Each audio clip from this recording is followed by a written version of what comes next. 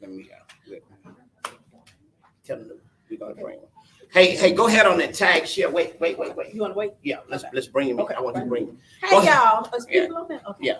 Go ahead on the tag and share. We are live right this very moment right here at the FAMU DRS. Hey. And Didn't you go here? I did. Weren't you like a May King or something? Yeah, believe it or not, I was the Don't tell FAMU history. king. I mean, it's amazing, but it's been a while, but I'm really excited about it. It's been a while. Hey, and so we are excited about being here today because this is monumental. It is. It is. Hey, Chi, listen, go ahead on the tag and share. That's right. We are live now at the FAMU DRS. It's the Greg James Community Show, and I'm here with guess who? That's right, your conscious chick, Christy Henry. How you feeling? You know, can we have an honest moment here? I'm feeling a little bit like Wednesday in the rain outside, but you know what? I'm grateful. Absolutely. We are here. Absolutely. And, certainly big shout out to the Soul of South Side. Shouts out. Listen, if y'all are not a part of this Soul of Southside movement, you need to be a part of this movement. It is, last night we kicked off our season. I said season intentionally, Reverend James. And I understand why you said season, because once a show starts, it gives you so many breakdowns. There's the beginning of it, which puts you on the edge, like what's next. So the season of Southside. The season of the Soul of Southside. See, last year we had the Wheat Festival. I got to stop right now. Joining us right now is FAMU's greatest, Mr. Inge. He is the king of Southside. Inge, go ahead on the tag and share, my brother. Go ahead on, because we are at the place, Inge. We're at the FAMU DRS. We are here live to talk about what's about to happen next. That's with right. the Soul of Southside. So let's talk about it. What's going on? Well, first of all, isn't it obviously pertinent that we're here at FAMU, Florida A&M University's Developmental Research School, aka Lucy Moulton, right? Because people don't know nothing about Lucy Moulton. How did you know that? Because I'm from Southside. Listen, I keep telling y'all, I might not have been born here, but I'm from the Southside. Please don't bother me with this stuff. Don't ask me no questions, all right? This is Lucy Moulton. This is the cutting ground. Anybody that's from Southside FAMU know about coming to school here at FAMU, paying their tuition. Mama and daddy made queens around here with the footballs and the basketball team. Everybody know about FAMU DRS. This is the heart and soul of the incubation of the next generation of citizens here in Tallahassee, Southside, and the community as a whole. But it is a service and it is a school directly driven and chartered by the Florida A&M University, which is the seat, which is the institutional seat of Tallahassee Southside. Absolutely. And for all of those Raider fans that are tuning Raiders. You're tuning in because we are here. Listen, before we go any further, let's invite the superintendent to come in just for a brief moment. That's this. Okay. Let's invite the superintendent. Just come in for just one moment. We're so glad to have a superintendent, y'all. Come on in. Yeah, put you in the middle. Yes. Heart of hearts. In the heart of hearts. So here we are, superintendent of FAMU. How has it been since you've been here? And it's been, it's something that cannot be replicated, just because, as my sister was saying here, how far back it's rooted. Lucy Moulton to FAMU High to DRS. So many of my colleagues that I've worked with from all over the country ask about replicating it. And it's almost like it's hard to replicate. You have to build. Wow. And so replication is one thing, but building is another. And because it has such a foundation, absolutely, the best I can tell them is, I can support and help. I'm just a beneficiary of something that was built. So it's been fabulous. I've done this work for 30 years, and I can definitely tell you, in a couple of different places in the country, but I don't think people even understand how special of a place and how special it is to be in this moment right now at FAMU DRS. You know, what to think about is that, you know, FAMU is such an anchor institution, you know, for the community itself. Right. It's not we're in the shadow of the university. We're Right. in partnership with the university Right. as a whole community. And it's Right. interesting how back then, way back then, Mm-hmm. you know, due to a lot of circumstances, racism, Right. you know, Absolutely. segregation, FAMU had the foresight to say, we're going to train the next generation of the teachers and professors and administrators' children here at our community. Right. We're going to make sure our kids have the necessary tools and resources to proceed to the next university level. And you Absolutely. create that continuum of education and career and opportunity, and that continuum of uplift and attainment within the African American community here in our local community. Yeah. And there's no one who has not been touched, either directly or indirectly, by the work that has gone on here at FAMU DRS, aka Lucy Moulton. Well, yeah, I mean, how many places when I came in at 4 years ago as the superintendent, the dean who was instrumental in hiring me, we came in together because of what you said. They wanted to keep that continuity, and that she and I had a vision coming in, and both of us being HBCU graduates, which is a whole nother piece of layer that folks don't realize. So, you know, I always, you know, say that, you know, God, you could just sometimes chuckle because you don't understand what you're being built for when you're being built. And it was, you know, for this moment, for me to lead FAMU DRS. So I take it as an ordained responsibility to young folks. So it's very exciting. It's hard work, and it's very emotional work because, you know, you really have the lives of young folks and young folks who predominantly look like I do here. Both of my children, my son graduates the end of the month from FAMU DRS. My daughter graduated 2 years ago from FAMU DRS. So I know the importance of it, and it was by choice that we put our children here with us. If it's going to be good enough for me to work here, it's going to be good enough for my children. So they've met like these young folks that are here. But I think it showed that I believed in what it was and what it can be and what it will be. Wow. Well, you know, I tell you, Superintendent Nelson, Johnson. That's Johnson. Okay. And we are certainly proud to have you here. Thank you so much. Proud to have you guys around here. Well, listen, we're excited that you even, you know, have a few moments to share with us, because absolutely. we got some excellent students that's going to be joining us. That's right. In the latter part of this Yes. broadcast. Much more important than I am. They are much more important. So listen. I work for them, so. Absolutely. So listen, Superintendent of the FAMU DRS here with us, and we're excited about all of the guests that are coming, and don't want you to go nowhere. I want you to stay right where you are. We're going to just pause for a moment, give our station a moment to take a break. And as a matter of fact, I don't even think we need to take a station break. Let's just keep moving. Well, we can keep moving because we got a lot to talk about. Yeah, we got a lot to talk about. And certainly, thank you guys. No, thank you so much. Thank you guys. It's a privilege. Yes. Keep doing the work for the community. Yes, And sir. make us better. Yes, Thank sir. you guys. Yes. And I want to make sure that it's said that, you know, we are here because FAMU DRS thought it not robbery to have a partnership with the Soul of Southside in the movement. Absolutely. And so we have a window that opened up for us because, of course, as the Soul of Southside, the whole crux of the movement is history, culture, commerce, and love. Absolutely. And we know that FAMU DRS resides in that couch of love, the establishment of culture here in Tallahassee Southside. And so when Miss Altamise Osborne, who we're going to bring on next here, let's bring her on next here. Miss Altamise Osborne, she opened up a window for us to be able to come to FAMU DRS and to be able to, through their 21st Century program, establish a storyteller society here at FAMU DRS. And this is the crazy part of it.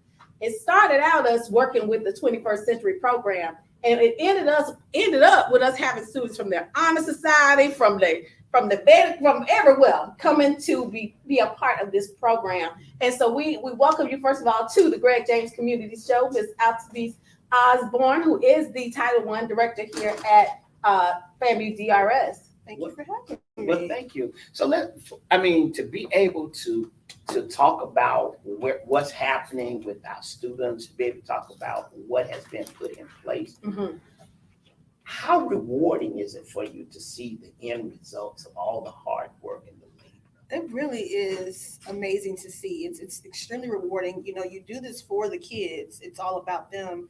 The idea started because I was thinking about a way for the students to kind of be able to tell their own story. Yes. A lot of time, society at large tells our kids stories for us without giving them an opportunity to tell their own stories and say what they have to say and, dig deep and do their own research. So I was like, well, could there be some kind of way for them to actually, tell their own stories about their community, themselves? And so when I received communication from you, I was like, oh, this is the perfect opportunity for them to do this. And so it has really blossomed with the students kind of just taking on these stories on their own and, doing research, interviews, and I'm very, very excited to see what they present tomorrow night. Absolutely. And Ms. Osborne, her staff, all of the folks, Mr. Walker here, have just really done a yeoman's task of working with our History and Culture Committee, led by Rachel Bassan Porter and by Nicole Everett, to make sure that the program here,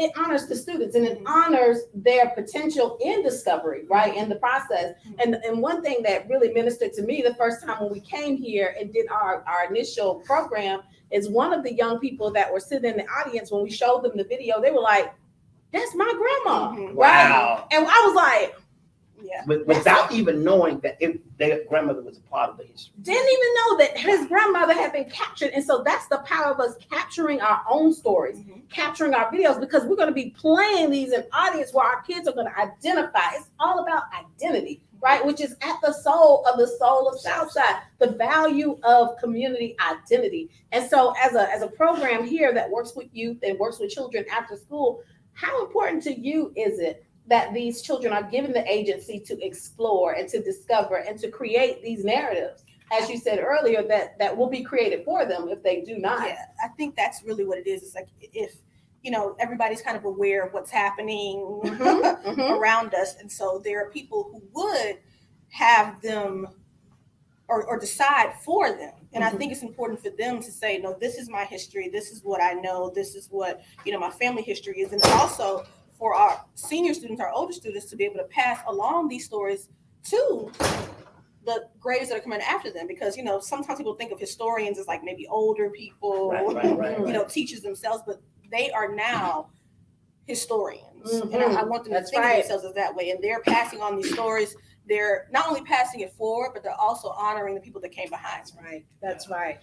Greg, I think we're going to just have to take a break because we got so many transitions to make today. I mean, we really do. And for those of you who are tuned in to all of our platforms, listen, we are located right here now. We're live at FAMU DRS. And the reason why we're here is because the partnership that has been brought on with FAMU DRS. And as we move through the next season of the Soul of Southside, we just thought that it was imperative that we come here at this moment in time so that you can see how valuable not only the Southside is, but how valuable this school is right here in the Soul of Southside. Ms. Altamise, listen, we want to thank you so much for what I want to say, your labor of love.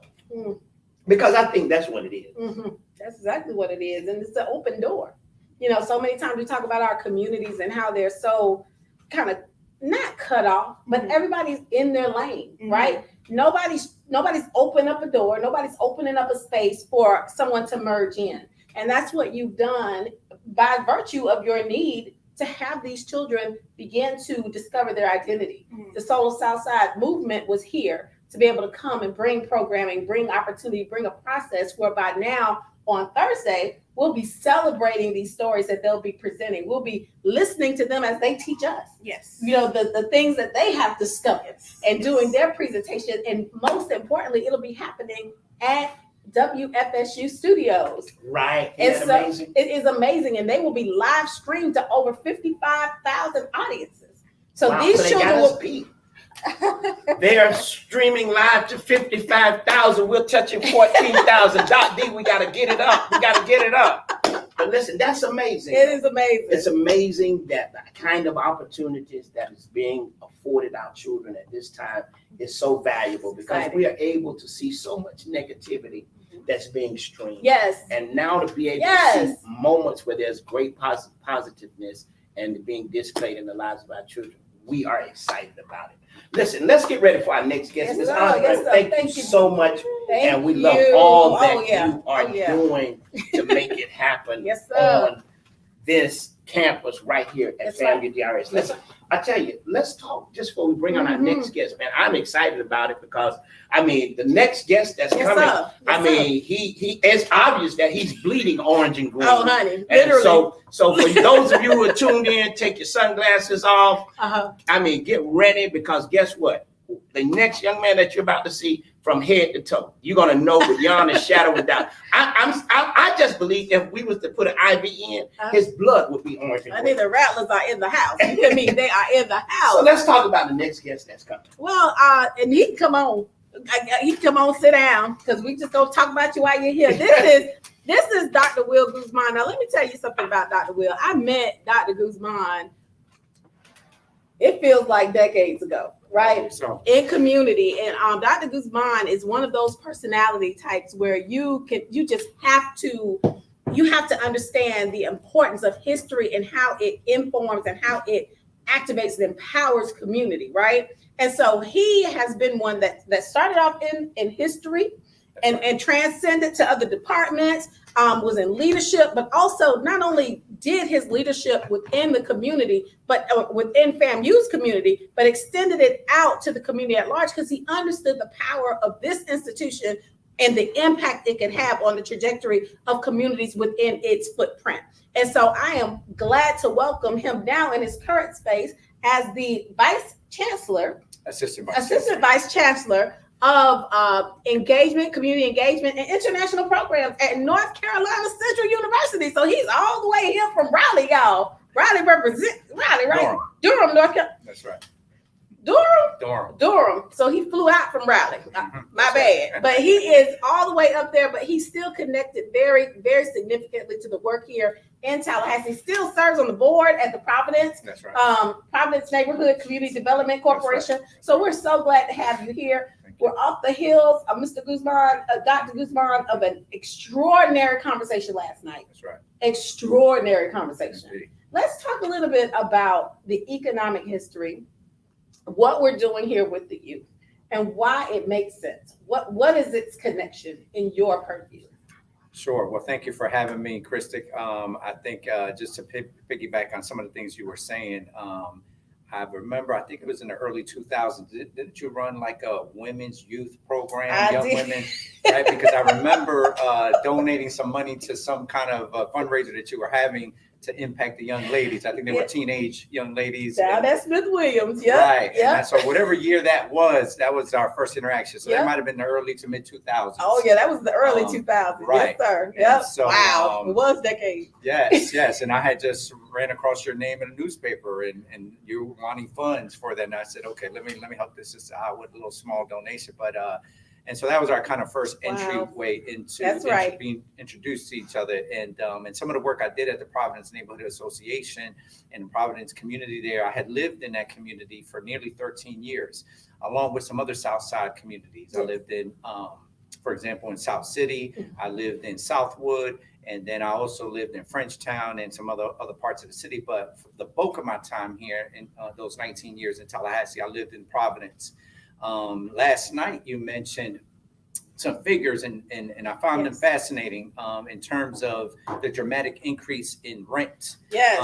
And so that's having a dramatic economic impact in our community, detrimentally in terms of the working class, because in our inability to pay those high rents. And so what's happening in Tallahassee, as we see in so many other communities throughout the state and the nation, is this issue of gentrification. How do we preserve and maintain a cohesive Black community in Black neighborhoods in Tallahassee. Mm. At the outset, you mentioned how FAMU is one of these anchor institutions, along with the Black church, along with so many of the major important institutions in our community. FAMU is one of those institutions in Tallahassee, and really is a gem throughout the state and the country because of its graduates who go on to have tremendous impact in many communities. And that becomes important in creating the Black middle class, but more importantly than creating the Black middle class is creating individuals that are socially conscious, who are committed to community uplift and the forward progression of African peoples. And so when you mention our involvement in these various communities, I think it becomes important that we do it out of a commitment of love, a commitment to our community, but more importantly, to commitment to community and how do we uplift those communities. So we use those skill sets, that education, to transform society writ large. So that means, how do we change public policy? So you need certain skill sets. And this is what I love about you and your organizations that you're involved with, and even the occupation that you're in terms of real estate and real estate development and sales and things of that sort. You get to have a direct economic impact as you educate the community in terms of buying homes, in terms of community uplift. How do we, for example, advocate to the city leaders here in Tallahassee to put monies into the infrastructure, which will ultimately improve our neighborhoods? Yes. Right now, we're seeing Tallahassee being transformed by economic developers, land developers, and so many others who don't look like us. But with community activists such as yourself, we begin to have a seat at the table, right? With the education that FAMU has given us, right? We begin to have a seat at the table to then demand that our city leaders then have economic investments in our communities. That's how we then in turn preserve these Black neighborhoods that we talked about last night. Allen Subdivision, Villa Mitchell Hill, obviously the Providence neighborhood that we also mentioned earlier, and so many others, College Terrace, for example. And so we look at Black businesses being one of those anchor institutions. And as we mentioned yesterday, FAMU leaders such as Dean Sybil Mobley, right, that Dr. Shakir had mentioned, being one of those leaders that went from the campus, right, left the ivory towers, if you will, to then engage the community in terms of how do we uplift Black business owners to be able to expand and hire more Black folks to then in turn develop our communities to make them stronger for that investment. And so I could go on and on. I'll let you ask some other questions, but I think this becomes very important, is how do we produce graduates who then have impact in these local communities? You know, it's interesting as you speak here, and y'all, this is, by the way, a whole show by itself. All right, this ain't enough time. He coming back. All right. The deal is that you have a dynamic in Southside. You've lived here. You've lived in different various other areas of Tallahassee where people have had certain negative connotations, and you have people who don't understand. As a man I heard on the Black Enterprise special say, "There's gold in them their streets," and so people look at the community and they say, "Oh, we don't want to live there. That's the hood." And they don't know the hood is where the treasure is. They don't know the hood is where the legacy is. The hood is where the value is. And if we don't see the value of our own communities, of our own neighborhoods, other people are waiting in the wings to snatch up land that belongs and that is historically a legacy of our work, of our community, of our advocacy. And I can see if this stuff was easy. But folks have had to go to jail. Folks have had to have their lives threatened. Folks have had to go through things in order to make accomplishment happen on the community space and on the civil and social rights aspect. We have a responsibility to make sure we teach the next generation the value of their community, regardless of the noise and the narrative that is happening outside.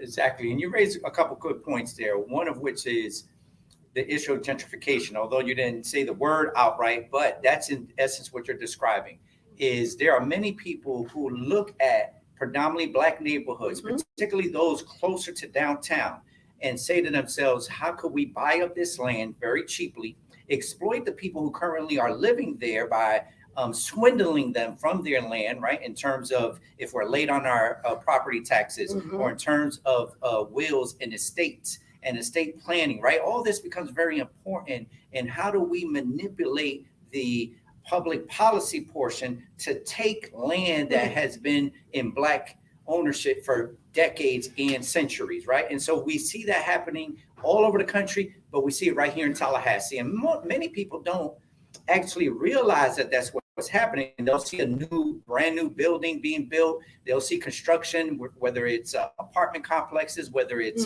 subdivisions, whether it's commercial buildings, but not see the connection to, was this land in Black hands prior to this moment? And obviously, when we look at the history, and this is why this FAMU historical survey that Dr. David Jackson, Dr. Darius Young, that Dr. Reggie Ellis and myself produced about 5 years ago or so, becomes so important to remind people that history is there, and that legacy is there, right? You mentioned, for example, the civil rights movement. I think of Reverend Moses Miles, who lived in Allen subdivision. Come on now. Right? And he was a dean of students at FAMU, right? And he was very much involved in the movement, if you will, in terms of letting the young people know some of the campus leaders, as well as the community leaders that had been engaged in that movement, and so many others. And so we tie this in to Black economic development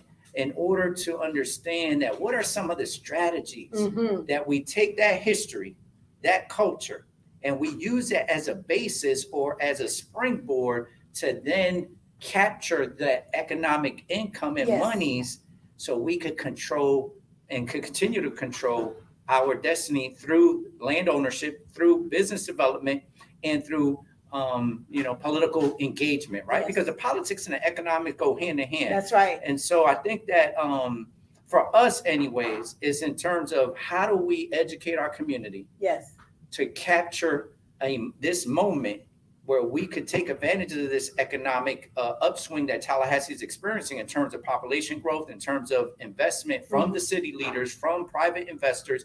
How do we take advantage of this? Because we are not at the table, not in terms of the hundreds of millions of dollars that are going through Tallahassee, right? We have a very small percentage of that, right?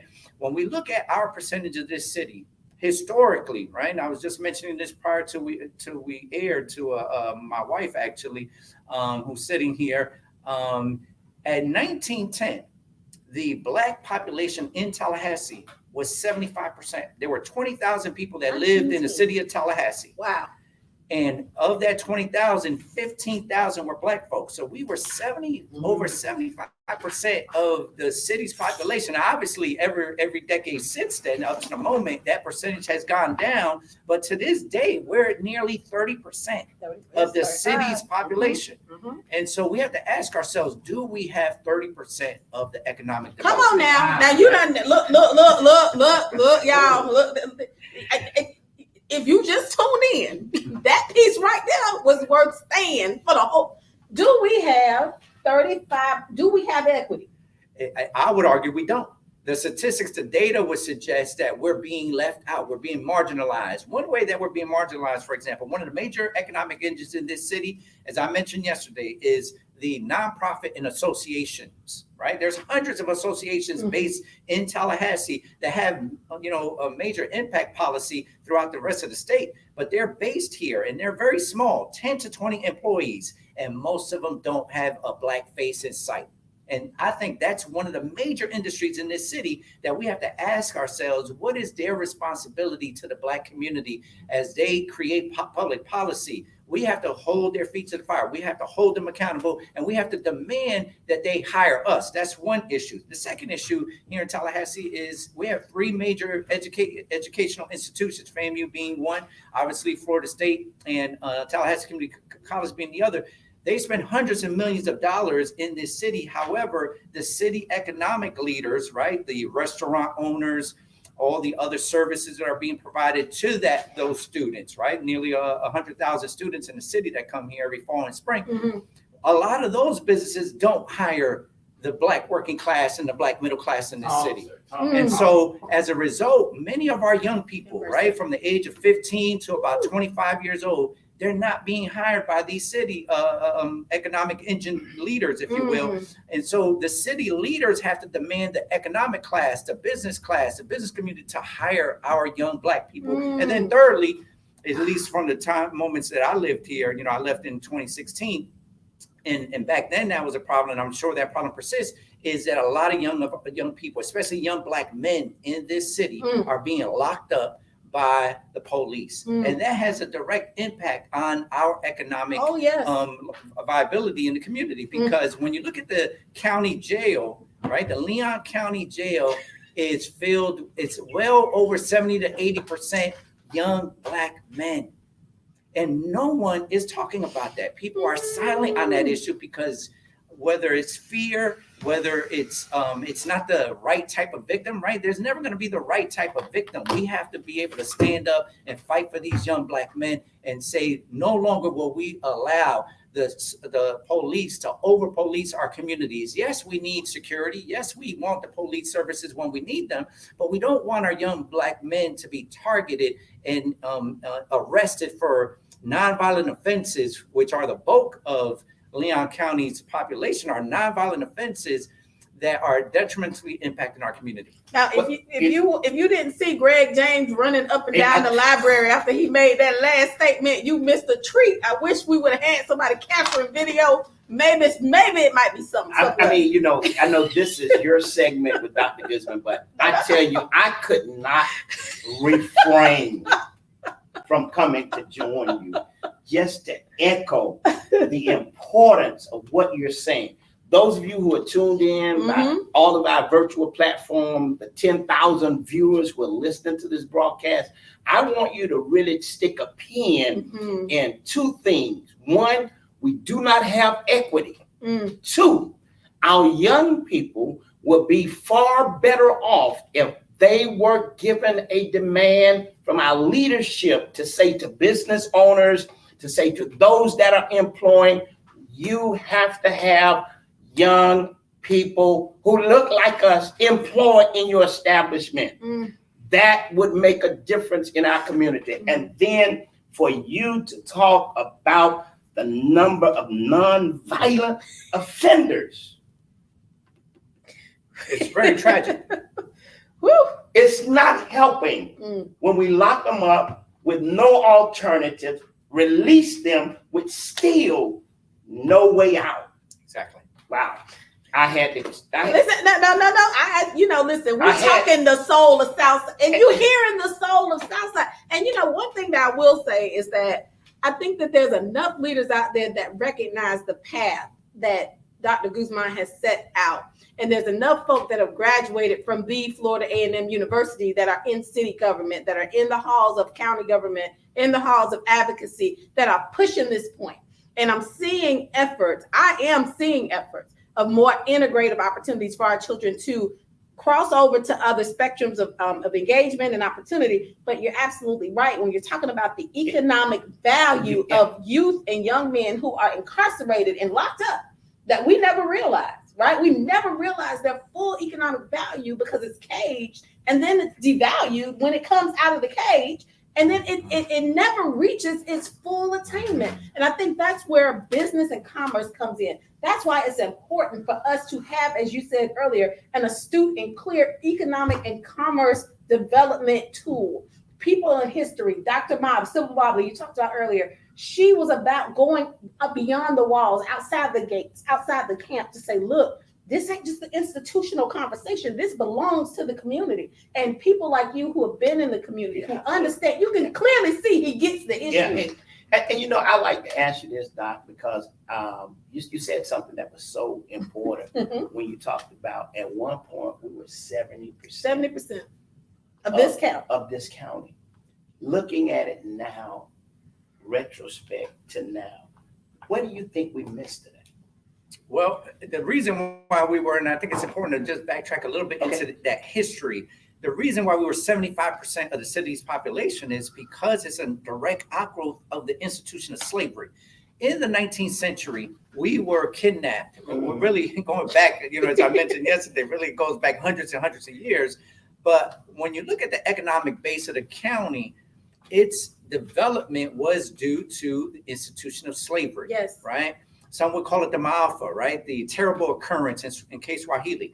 How we look at this trauma, right, as we see it, but others are benefiting from economically. And so that benefit continued over the decades. And so when you look at 1865, this county alone, Leon County, had well over 75 planters who had 500 acres or more, right? And so when you look at those 75 names, and they're clearly written right there in the 1860 U.S. Census, you look at their names, these are prominent names that to this day are wielding influence, economic and political influence.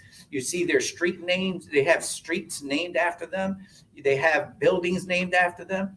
And at least I know there are their descendants, some of whom are in part of the political class currently in this city, right? Now, of course, they're going to turn away and shy away from that history, right? Because no one wants to say, yeah, my great-great-granddad was a slave owner. But I think it's important to recognize that how did Black folks become the predominant population in this community? Why? Because we economically saved and helped bring up this community. And so over the decades, that development continued. But here again, we were marginalized, and thus we weren't able to benefit directly from that economic engine, that engine of which started because of agriculture, right? The export products of maple syrup, of turpentine, of corn, of sugar, and of course, king cotton, right? And so that economic engine helped then develop other industries and other economic engines in this city.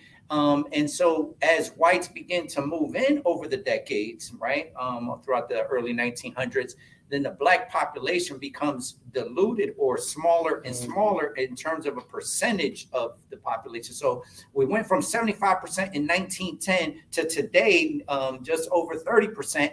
And so the question becomes, why are whites moving in here? Because of these jobs, right? We have state government, city government, obviously the field of education, particularly FSU and TCC and other educational institutions, and a whole host of other services and industries, right? And so it's due to that where you see Black folks, especially the Black working class, now being pushed out of the city. Those statistics that you gave yesterday in terms of rising rents, right? The ideal situation, as you know, being in real estate, you want your rent income, right? Versus now, those statistics that you gave yesterday, you know, we're having to put 40, 50, sometimes even 60% of our monthly income into rent. And thus it makes it impossible. And thus we're moving out and more whites are moving in. And thus the percentage of Black folks is becoming lower and lower. But yet that's not changing the demographics of the jail. No, it's not. So we have to then question that. Yes. And you know, I mean, Christine, I promise you. we gotta bring back. No. Doc, I want to ask you one question, and then we got to bring on our students before we wrap. I mean, people are responding. We hear people saying exactly. We hear people saying so true. We hear people saying we need more people to care about what's happening here in Tallahassee. Doc, let me ask you this, and then we got to bring on our students. But Christine, we've got to figure out how to have a segment at least once a quarter for a whole hour with us. We need a whole hour. Because what you're doing now, is you're shaking the mind. It's the conscience of our people that's being checked. Here it is, you know, you moved away, you come back, you look at South Side, you go to the North Side. How do you view it now? What was a French town that was nothing but Black businesses, gave opportunities for Black individuals, businesses thrive. It's not that anymore. The South Side, when you look at it, and here we talk about the soul of South Side, keeping this history up. What do you see happen? Well, as I mentioned earlier, I asked questions just earlier this morning. We were talking with some folks at the hotel, and you know, I mentioned, well, where are the Black hotel owners? Since I've left in 2016, I think at that time we may have had maybe about 20 hotels. I think that's nearly doubled now. We probably have at least 40 hotels in the city. And so we have to ask ourselves, how many are Black owned, right? And if we don't have any Black ownership among those major hotels, which is a major industry in terms of economic development in this city, we have to ask ourselves, well, where are the Black faces in this particular sector? Right. And if we're not there, then the question becomes, well, why? Why aren't we there? Part of the problem is we're being marginalized and shut out. And here how that becomes into reality is when we have different associations, different community groups, when they come together, they're talking about economic development and they're immediately extending opportunities to that inner circle. So for let's say the white community, they're not extending those opportunities to us. Why? Because they're not inviting us to those social spaces. And when they do, it's for really either window dressing or just for, hello and socialize. But it's not for, hey, I have this opportunity. Do you have 50,000? Do you have 100,000? Because you could become an investor, 5, 10, 20%, right? In this $1 million project that we're doing. We have to have those kinds of conversations and we have to ask ourselves, well, why aren't we being invited? And I think part of the reason we're not invited is because we're not being invited to those social environments where we could then transform or translate that social relationship into an economic relationship. So it becomes this old adage or this very old practice of whites who don't want us to be part of that economic development. And we have to ask ourselves, well, why is that? And, that's a whole nother story. I can, surmise why, but nevertheless, we attempt to. I know my participation in Leadership Tallahassee, for example, was really my attempt back in 2007 to say to myself and others, let me give this a try to see if we could develop these relationships with powerful up-and-coming whites who will then be the major leaders of the city. And I believe you were part of Leadership Tallahassee at some point as well. And of course, at least from what I could tell, that didn't materialize. I know there are many business deals that happened in this city over the last 30 years, but we're not at the table. Well, I think that what you're saying is key because people, again, equity is this sexy word, right? But what it really means is value. Are you bringing people to the table to give them value? Right? Are you valuing them in their identity, in their capability? And there's a little push and pull against that. Why should I bring you just because? Right? I think that it has to resonate within folks that identity is important everywhere. Identity is necessary in all spaces so that we are accountable to one another to overcome the past and to move forward economically. But we like to have these social conversations. We like to have these educational conversations, but the economic one is very, very difficult. It's very difficult. And that's why what we're doing with these youth are so important. Dr. Guzman is going to come back. We might have to take like a minute break to bring these babies on because this has been so heavy. Yeah, it has. It has been so heavy. If you just tuned in, we are talking Soul of Southside today with a myriad of guests. We're live at FAMU DRS, aka Lucid Moulton School, and we are happy to be here. So stay tuned. We'll be back in 1.5 minutes, and we'll be bringing back some of our youth who will be participating in their first inaugural Storytellers Project on Thursday evening. Amen. Big shout out to all of you that are tuned in, and certainly want to thank Dr. Guzman. Thank you for having us. Thank you. Hey, listen, don't go nowhere. Listen, we're coming in. Our youth are coming in. Our youth are coming on, and this is a segment that's really going to bless your life. Yes. They are going to come and they're going to share. I'm gonna let you handle that, Christine. They're going to be coming and they're going to be sharing. Why don't you give that to Christine and yeah. All right. Hey, listen. Go ahead on tag, share. Let's get everybody in. This is the last segment of it. Our youth are here. Yes. But we just finished a powerful segment with Dr. Guzman. I mean, Woo! my God. Got my head on fire. Head on fire. If you were tuned in as an elected official, your conscience got to be checked. Provoked. It was provocative. I see you, Marcus Man, and yes, all the hearts. It was provocative. Yeah, absolutely. But why is it so provocative, Pastor? Because sitting right next to us. That's it. You can stay. No, It's provocative because we're looking at the future. The future is now. The future is here. All right. And these kids, let me tell you something. Our youth, I want to call them these kids, even though you feel like that. Our youth, first of all, in many ways, they're far more advanced than we are. right? Because they understand they understand digi language, they understand code, they've grown up in it. This is their ocean that we are still navigating and trying to swim. But sometimes, and it was a great question last night that was asked in the audience, how do we navigate identity of community within the context of the digital age, right? And so that's why this conversation with the folks I have here, our guests that I have here, and I want to make sure that you all have an opportunity to introduce yourselves to the audience and then tell them your grade and anything else you want to tell them right quick before we get into our questions. Let's start with you. Okay, hi everyone. My name is Demaria Williams.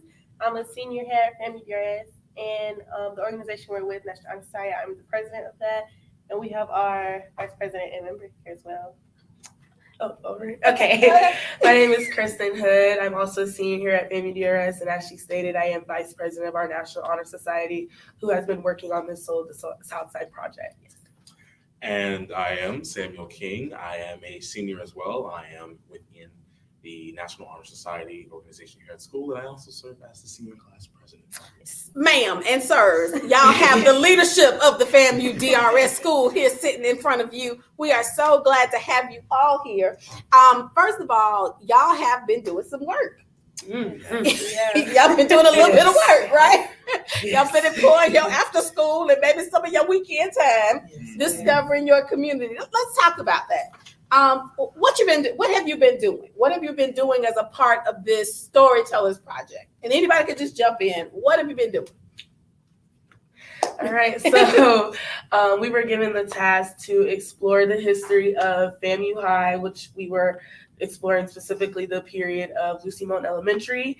And so we had the task to interview and have conversations with individuals who are still here, who attended the school at that time, just to really dissect their stories, learn about what it was like to attend school then, and really just to see what it was like then and what it's like now, and as youth to really digest and really dissect what some of those stories were. So like she said, we were given a task to do interviews. For my story teller, the person I interviewed, we mainly focused on the difference between the times of how, I don't want to say back in the day, but when Family DRS was up on the hill, Right. it was a lot more community centered, if that makes sense. And so then we went into how there's kind of a distance between the distance between, I want to say, the alumni and the students who go here now. And so we kind of just touched and went into detail on that. That you done went all the way deep. So basically, you go ahead and give your input. Just like they said, we did a series of interviews with some people that we interviewed who are alumni of Family DRS Lucy Moulton. We basically were able to collect their stories and their perspectives of how they experienced life here growing up from K through 12 or 9 through 12 here at this school. And so that's what we did over the past, 2 or 3 months. Yes. I think it's important because, you said earlier Lucy Moulton Elementary and how it progressed from Lucy Moulton Elementary School all the way up to a K through 12 school. And the historic connection was on campus. So the school wasn't disconnected from FAMU. It was at FAMU, right? So the kids watch college students go to class just like y'all was supposed to go to class, right? And so how has that discovery period and this opportunity for discovery, how's that impacted your perspective on the culture of the school that you go to? And just give me some thoughts that you've had moving forward. I'd say mostly like going through this whole process, it kind of like opened my eyes to how important community is. Woo, say that, honey. What you say? So I know while we were actually interviewing, there were a couple thoughts that was running through my head, and I was like, it's interesting how, like I said, the difference between what community was and what it is now. Like you have so many, I heard you mention it earlier, like how people are so like, they're in their own lane, like you said, and it kind of feels like everything's so distant or everybody's so distant now. And we're only like 18, so we kind of grew up being in the distant times, I guess. So it's like, we've only known that. So to see or hear how our storyteller was talking about how it was so love-filled or so like how everybody was like intertwined and active in the community. It was kind of different than what we're used to, at least from what I'm used to seeing and hearing about, because a lot of people our age or whatever, they're not really like, there are some people who are into the community and active and stuff, but majority we're not, and I want that to change.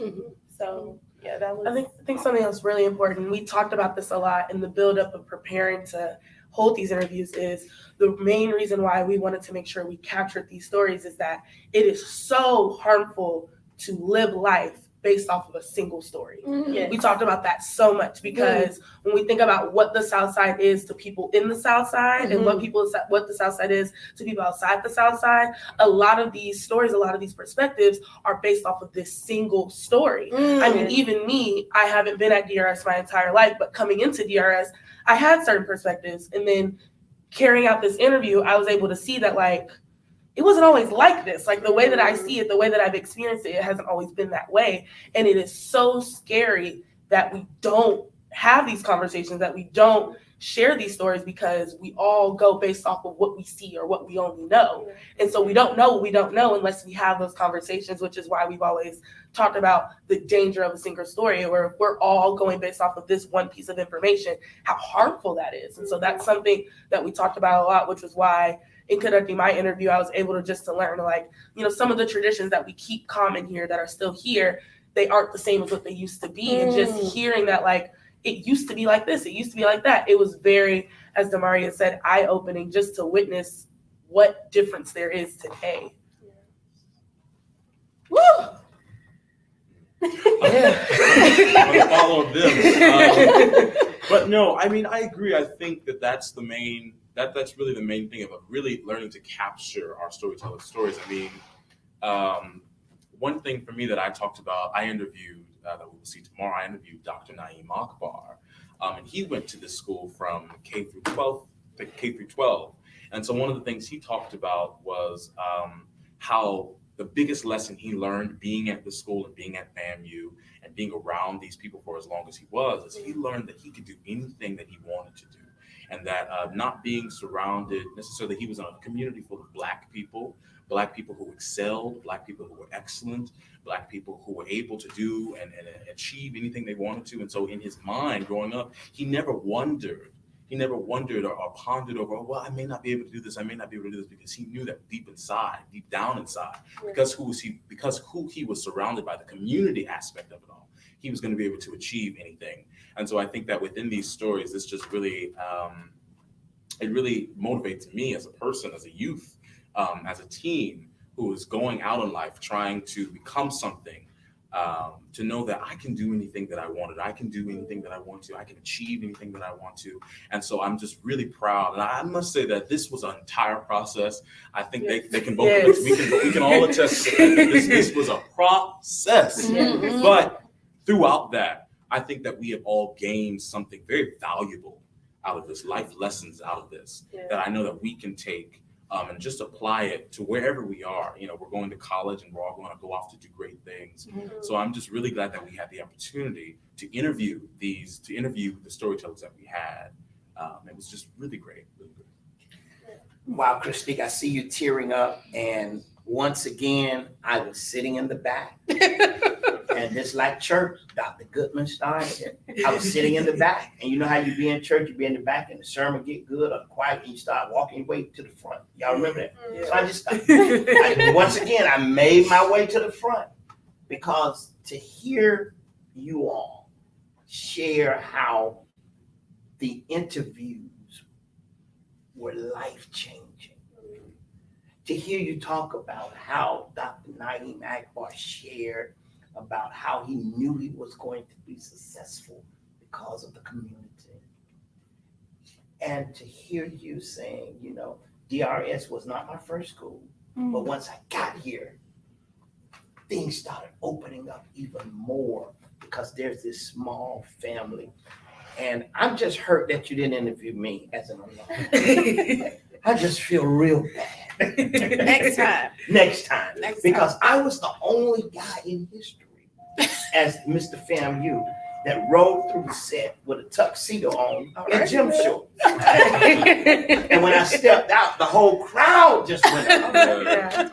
And Rachel Baker was Miss FAMU. But however, listen, this has been amazing. Let's talk about what they're going to be doing on tomorrow. Have you gathered your tears? I'm trying. Because I'm we trying, got about y'all. 2 minutes I left. know. I'm Talk about trying. what's happening tomorrow. Well, we're just going to continue this celebration of identity. The usher just brought me some thank tissue. you so much.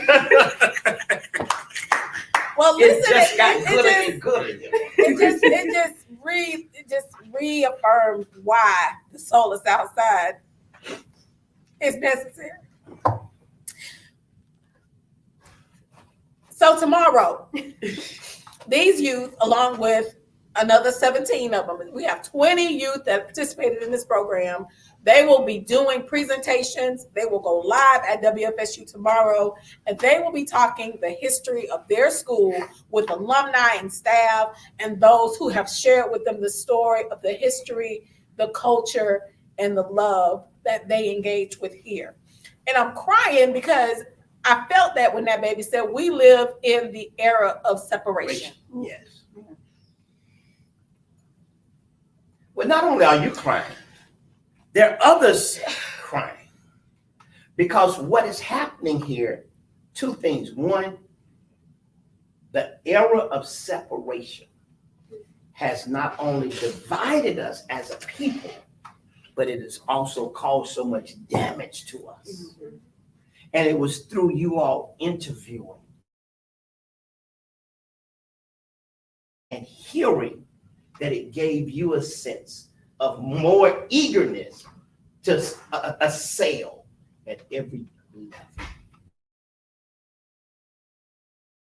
Because it's emotional, because we see so much negativity among our youth. We never see or hear what you're hearing today.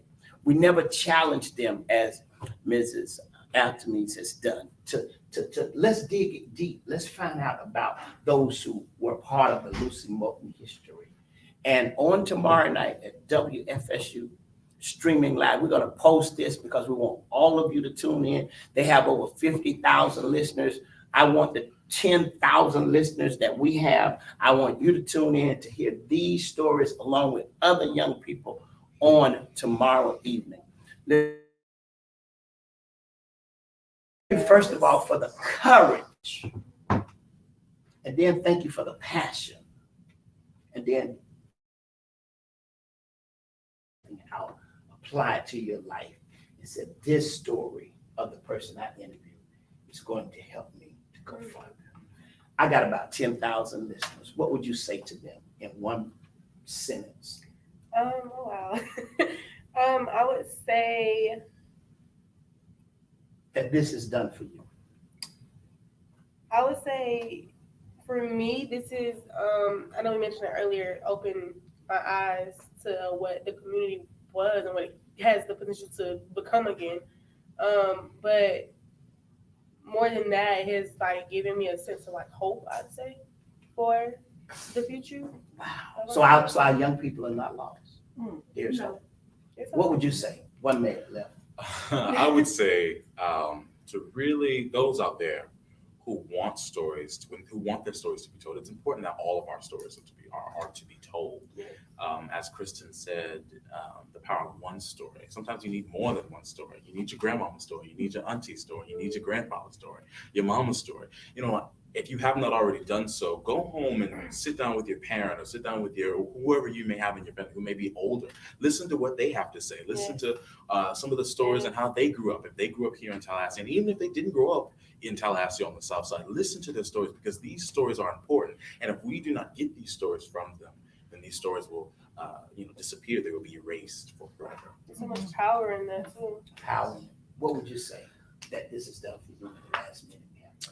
I think it's inspired me to be the change. I think we get so caught up in what we can or cannot do, what we do or do not have the power to do. But I think as people, we do have things that we can do. We can vote. And I think I'm so passionate about voting because I think people always say, well, I'm not the one putting someone in a position, but you fail to realize you put one person in the position that puts somebody else in the position. And so you have to vote. That's the one, like that's the power that they have given you. You have the power to vote. When they put bills up on the docket, you have the power to voice your opinion about that.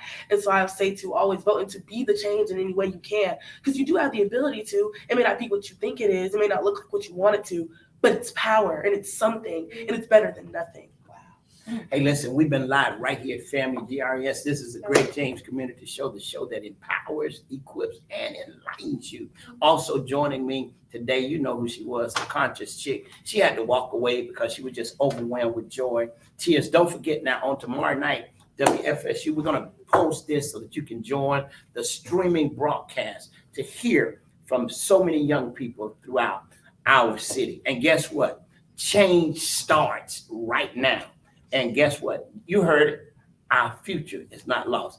Until next week, you be blessed, be encouraged. Doc D is back on you, man. This has been amazing. Family, this has been amazing. For those of you who are still on our line, listen, we want you to join tomorrow night. What time? Tell them. Tomorrow. Come on, go get there and tell them. Okay. Hey y'all. I had to get my life together. Tomorrow we're live streaming at 6:30. It'll be at WFSU on WFSU's Facebook page, on WFSU's webpage. It'll be streamed live also on the Soul of Southside's Facebook page. You can only attend via live stream because we're at capacity with the audience in attendance, but we look forward to having you there. Identity is being recaptured, and it is overwhelmingly encouraging and powerful. So please tune in tomorrow, tag and share. Make sure we are there for our babies tomorrow night as they educate us and tell us what our history is and give us a trajectory on how we can move forward to bridge this identity divide within our own community. Thank y'all so much for being here, and we'll make sure, as Pastor James said, to post all of the information so you can join us. All right, we're out of here.